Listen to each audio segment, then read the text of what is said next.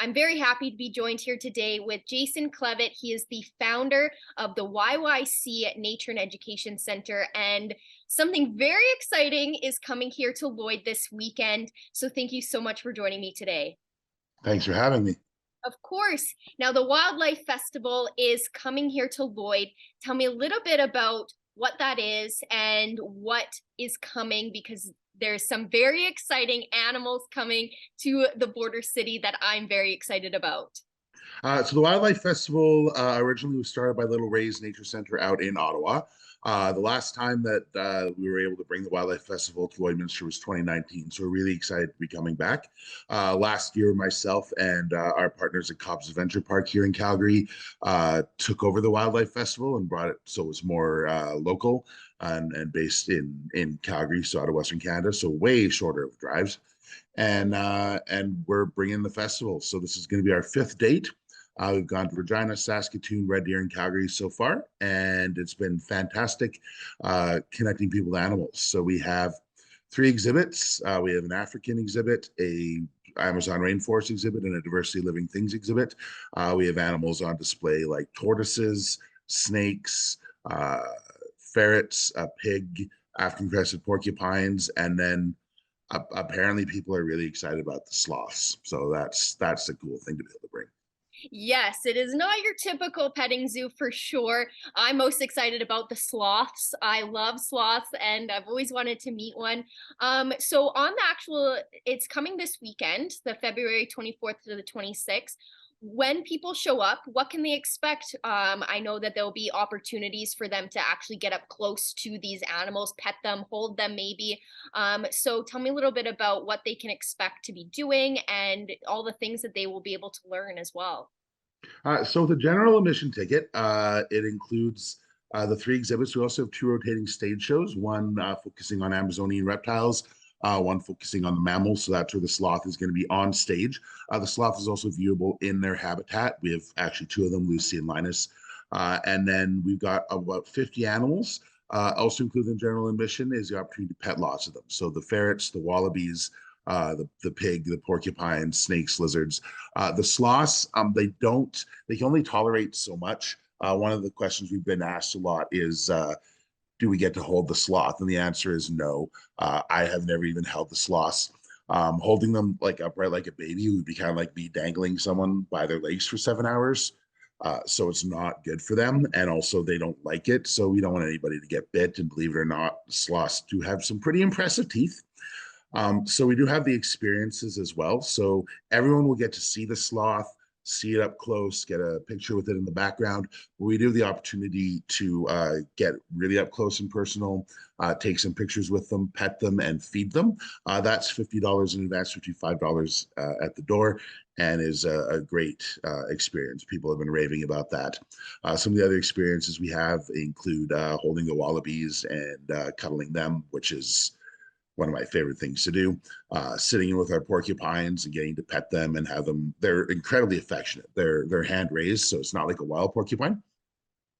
We also have snake, lizard, and tortoise and pig experiences. So those are all additional costs. But with a general admission, we realize not everyone can necessarily do the different experiences. So you will get a chance to pet several animals. You will get the shows, the exhibits. So there's lots to do even with the general admission ticket price.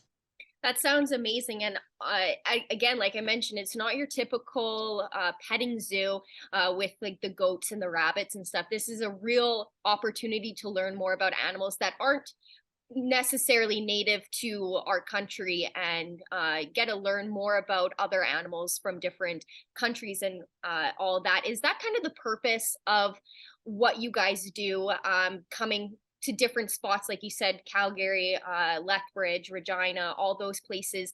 Is that kind of the point of what you guys do for the learning opportunity for people outside of Calgary, where the education center is located? Yeah, we have a couple of different messages in our programming. A big one is responsible pet ownership. Whether on the Alberta side or the Saskatchewan side, there's different animals that anything that's not a dog or a cat is considered exotic.